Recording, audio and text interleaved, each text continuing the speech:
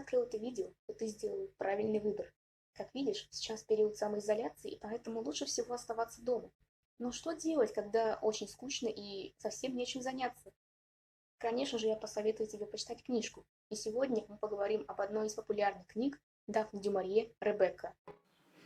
На первый взгляд этот роман может показаться вам пресным, как он показался для меня, потому что я не очень люблю детективы и не очень люблю романы. Однако здесь содержится целая комбо – детективный роман. На самом деле, это произведение стоит вашего прочтения. Благодаря этому роману, опубликованному в 1938 году, Дафна Дюмарье приобрела хорошую, так сказать, популярность. И тем не менее, этот роман всем понравился. Повествование ведется от лица неизвестной девушки. К сожалению, имени мы ее не знаем, но многие называют ее именем автора, то бишь Дафна. И безымянная главная героиня после смерти родителей устраивается работать компаньонкой к богатой и вульгарной миссис Ван Хоппер. Сопровождая ее, она отправляется на Лазурный берег, Монте-Карло, и случайно знакомится с британским аристократом по имени Максимилиан де Винтер. В этом видео вы можете видеть кадры из фильма, снятого незадолго до начала 21 века, однако чем я могу отметить, что он мне очень понравился, и игра актеров просто была замечательная, а также подобранные образы, они были просто великолепны. Но перед тем, как смотреть этот фильм, я посоветую вам для начала прочитать книгу, чтобы сопоставить кадры фильма и моменты из книги. На Лазурном берегу Дафна знакомится поближе с Максимилианом. В итоге она в него влюбляется. Он дарит ей книгу, на которой написано было слово «Ребекка», хотя она не понимала, что это значит и кто эта девушка. Возможно, это была его возлюбленная, возможно, это была его жена. Она вырезает эту часть и в итоге пытается уничтожить ее из своей головы, не выкидывая образа прекрасного мужчины, в которого она влюбилась.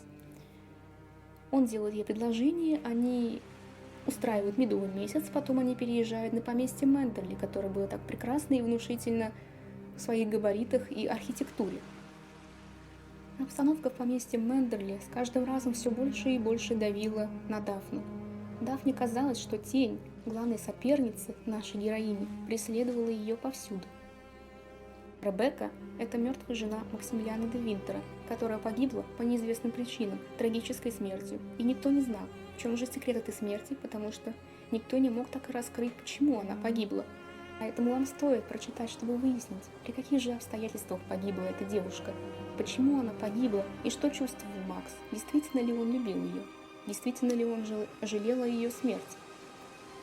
Также очень хотелось бы выделить персонажа, который играет такую же главную роль, как и главная героиня нашего произведения. Миссис Денверс – это экономка поместья Мендерли, и я считаю, что образ в фильме ее проработан просто замечательно, потому что именно она в первую очередь покорила мое сердце, как в книге, так и в фильме. Именно поэтому я опять же вам рекомендую взяться за книжку и прочитать ее. Я вам обещаю, она вам понравится. Конечно же, может быть, действия поначалу будут очень скудными, и все будет происходить в одном месте, но с каждым разом действия будут наполняться экшеном.